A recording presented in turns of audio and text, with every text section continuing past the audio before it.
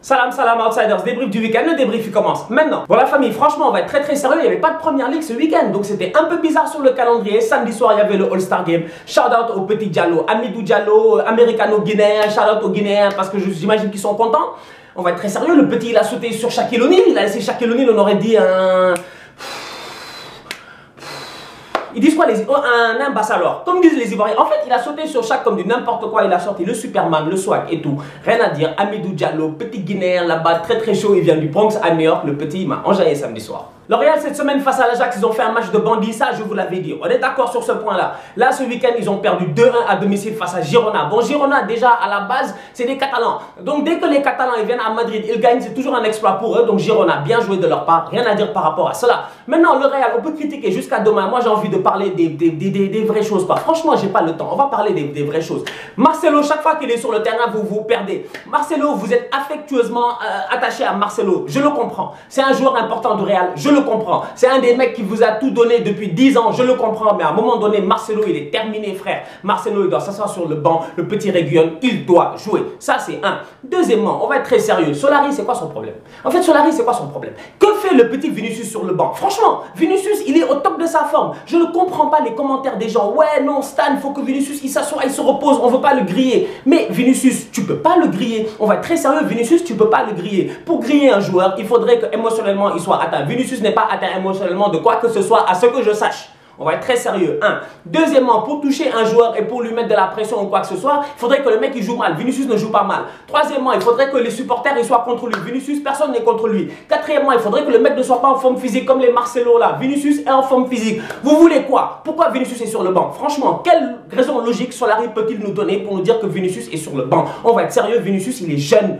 Il a 19 ans. Le petit il est en pleine forme. Il peut enchaîner des matchs sans aucun problème à ce niveau-là parce qu'il l'a dans les jambes. On va être très honnête. Le petit, il est intelligent, il évite les contacts, il se blesse pas facilement. Donc aujourd'hui quand même, pourquoi Vinicius était sur le banc? Donc ça m'amène à mon dernier point. Gareth Bale, ce tocard-là, Gareth Bale fait quoi sur le terrain? Non mais franchement, Gareth Bale fait quoi sur le terrain? Moi, à un moment donné, Gareth Bale, j'en peux plus. On va être très sérieux aujourd'hui. Gareth Bale a le même nombre de tirs dans le match que Thibaut Courtois. Mais c'est une honte. Mais c'est une honte. En fait, c'est même plus drôle. C'est même plus drôle. Il y avait un moment donné où t'en parlais, c'était drôle. T'es comme, ouais, Gareth, il va se réveiller. Mais Gareth, mais j'ai envie de dire, mais merde. Franchement, j'ai envie de dire, mais merde. Parce que Gareth Bale, aujourd'hui, ce qu'il fait, c'est pas digne du Real Madrid. Aujourd'hui, Gareth Bale, c'est une plaie au Real Madrid. Le mec, il est sur le terrain, il sert à rien. Tu es obligé de le faire jouer, t'as pas le choix parce qu'il y a une genre de pression par rapport à son prix, son statut et tout. Mais je suis désolé, un statut, on peut le dévaluer. Aujourd'hui, un statut, on peut le dévaluer. Gareth Bale, on doit baisser son statut.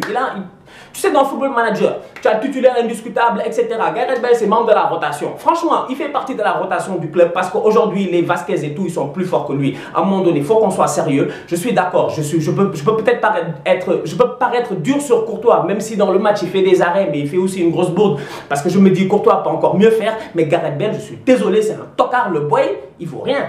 Karma is a bitch. On va être très sérieux. Le karma est une vraie bitch. Parce qu'aujourd'hui, Sergio Ramos, tout ce qu'il a dit cette semaine, voilà, il prend un carton rouge. Le carton rouge, à un moment donné, tu te dis, ouais, il peut paraître sévère parce que la reprise de volée, il l'attend et tout. Mais at the end of the day, on va être très sérieux. À la fin de la journée, et je sais que j'aime bien cette expression-là, at the end of the day, à la fin de la journée. C'est-à-dire que quand tout est réglé et tout, on s'assoit calmement, on va être sérieux. Il a failli arracher la tête du gars. Il a failli arracher la tête du gars. Donc, à un moment donné, je dis, Ramos, voilà, le voilà suspendu pendant quoi? Peut-être 10 jours. Parce que là, il est suspendu en Ligue des Champions.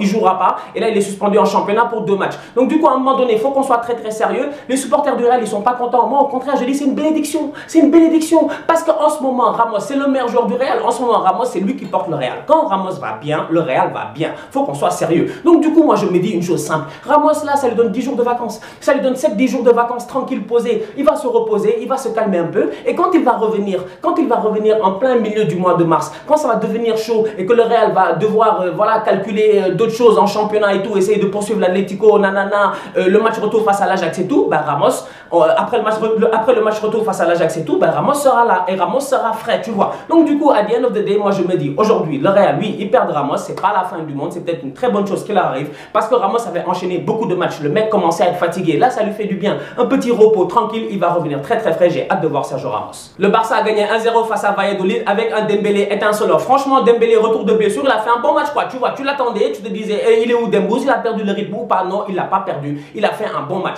Alenia au milieu de terrain, ça commence à devenir une valeur sûre. On va être très sérieux. Alenia au milieu de terrain, je répète, ça commence à devenir une valeur sûre. Autant Arthur, je pense qu'il est blessé ou un truc comme ça. Autant derrière Alenia, il assure le mec, encore une fois, très bon match. Maintenant, Lionel Messi, on en parle ou pas? Combien de fois je suis venu, j'ai dit ici que moi, dans ma vie, on me dit ça, tu es coach, finale de Coupe du Monde, 90 minutes, il y a un penalty, tu le donnes à qui? Ronaldo ou Messi? J'ai dit que je réfléchis même pas 2 fois. J'adore Lionel Messi, un top player, rien à dire, mec, l'un des meilleurs de l'histoire ou le meilleur si vous voulez.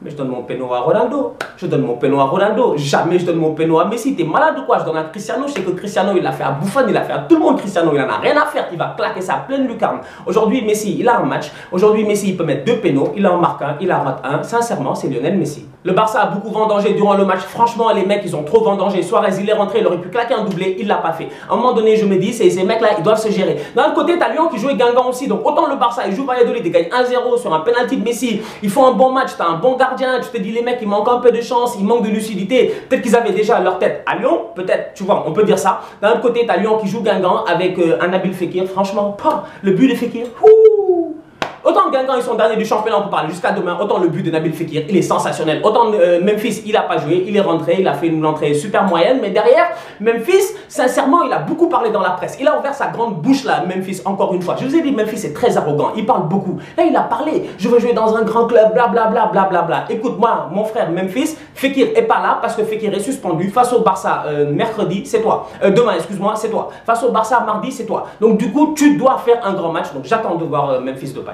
L'Atlético Madrid a gagné 1-0 face à Vallecano, c'est important pour eux, c'est bon pour la confiance parce que cette semaine, ils jouent qui? La Juventus de Turin. Et on va être très sérieux, ce match Juve-Atlético là, c'est le match le plus tactique. Franchement, moi je dis ce match là, ça va finir 0-0, 1-1. Les gars, ils vont tout donner défensivement. Tu n'auras jamais vu dans ta live, je pense, un match aussi tactique que Juventus-Atlético. Dans tous les cas, j'ai hâte de voir. Maintenant, Morata a fait une passe d'ess. Bon, la passe, elle est tombée un peu de nulle part, mais il a fait une passe d'ess. Grisou a marqué, Oblak a fait un super match. C'est très bon pour la confiance, donc j'ai hâte de les voir face à la Juve. De l'autre côté, tu as la Juve qui jouait Frosinone. La Juve a joué Frosinone, Dybala, on en parle, ouais, le boy, en ce moment, ça va pas trop, il marque pas et tout, mais il faut qu'on soit très sérieux. Cristiano Ronaldo, il est sur le point de glisser, la Juve joue Frosinone, Cristiano Ronaldo est sur le point de glisser, le mec, il glisse, il donne une passe d'ess de malade, une petite passe tranquille, tu vois, une passounette à Dybala qui fait contrôle frappe pied gauche, pleine lucarne. Dybala, en ce moment, on va être très sérieux, le petit reprendre la confiance, et ça, c'est très très bien parce que c'est le bon moment de la saison. Maintenant, j'ai envie de parler d'un autre truc. Dybala, Ronaldo, les deux, apparemment, c'est des potes.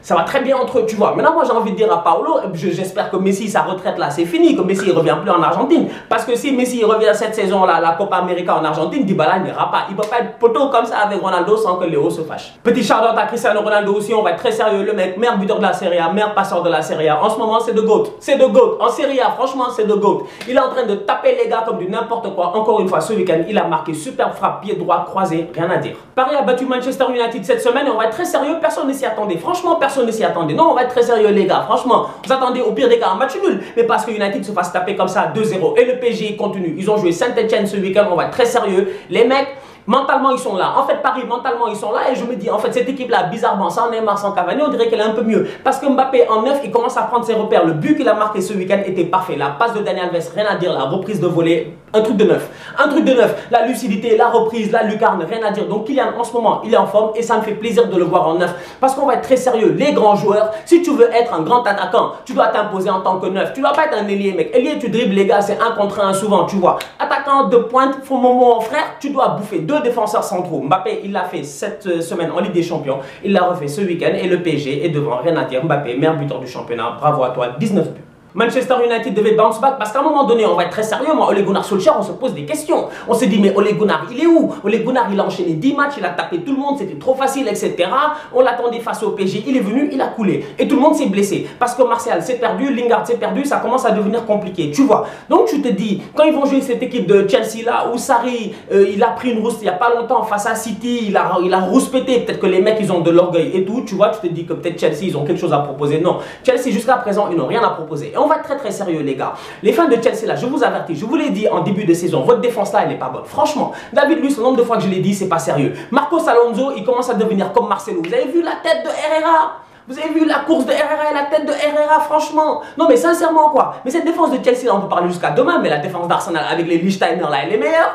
Mais je dis, la défense d'Arsenal avec les Lichtsteiner, elle est meilleure. La semaine passée, je suis venu dans le débrief pour dire que Chelsea et Arsenal, c'est deux petites équipes. Les fans de Chelsea se sont fâchés. Les fans d'Arsenal ne se fâchent jamais. Les fans de Chelsea se sont fâchés. Ouais, non, on n'est pas une petite équipe, blablabla. Nous, nanana, on a gagné en Europa League. Vous avez perdu en Europa League et tout. J'ai dit, mais qu'est-ce qu'on en a à faire de l'Europa League? Franchement, vous êtes sérieux, vous? On parle de la FA Cup chez vous, à domicile, à Stamford Bridge. United, ils vous battent 2-0 avec votre 11 type. Et heureusement qu'il y a Eden Hazard. Heureusement qu'il y a Eden Hazard. Donc, à un moment donné, on va être très sérieux. Cette équipe de Chelsea, là, en ce moment, ça va pas. Le Sarri Ball, ça va pas. Sincèrement, on va être très sérieux en ce moment. C'est un sad ball. C'est un très sad ball. C'est très triste. Ils jouent un football qui est pas intéressant. T'as un Kanté qui essaie de percer des lignes, de faire des passes en profondeur, mais ça arrive jamais. T'as un Jorginho au milieu de terrain qui s'est fait bouffer aujourd'hui. Parce que, honnêtement, Paul Pogba, dans son match, il a été parfait. Un but, une passe d'ess. Les deux buts, c'est lui qui les initie. Et Pogba, en ce moment, il est en état de grâce. Il est en état de grâce. Et ça fait plaisir de le voir comme ça. Pogba, il prend le ballon, il fait des courses de 60 mètres.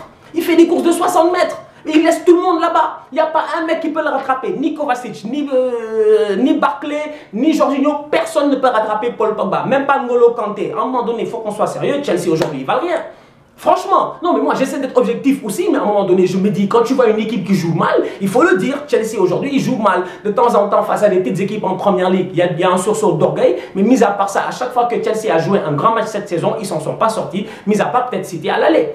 Donc aujourd'hui, Chelsea, gérez-vous. Franchement, les gars, gérez-vous. Vous avez perdu 2-0. Rashford, bête de match. Pogba, bête de match, bête de but. Rien à dire. Pas de passe décisive et tout. Paul Pogba, il est en forme. Et là, j'ai envie de revenir sur un autre point.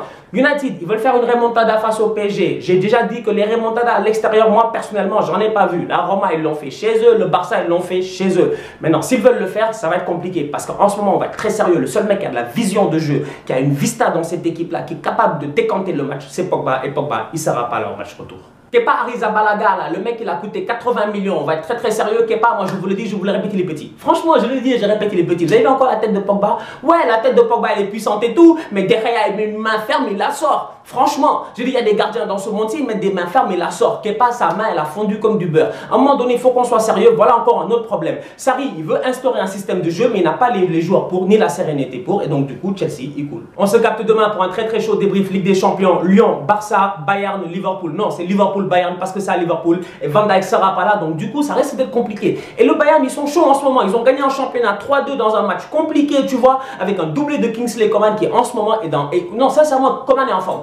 Coman est en forme, ça fait plaisir à voir. Gnabry est en forme, Ribéry, je sais pas s'il va jouer, mais le Bayern en ce moment, il claque des buts, c'est ce qui est important. Est-ce que Liverpool va réussir à tenir ou pas? On saura demain. D'ici là, on continue à liker, on continue à partager la famille, commentez, ça me fait plaisir de lire vos commentaires et tout. Et on se lâche en vidéo parce que franchement, la madame là, on va être très sérieux, on va être très sérieux. Tu la mets en pointe à l'OM à la place de Mitroglou, elle aurait planté des buts, le Champions Project, il aurait eu quelque chose. Franchement, on va être très sérieux, cette madame là, elle est top. Merci mesdames, tous outsiders.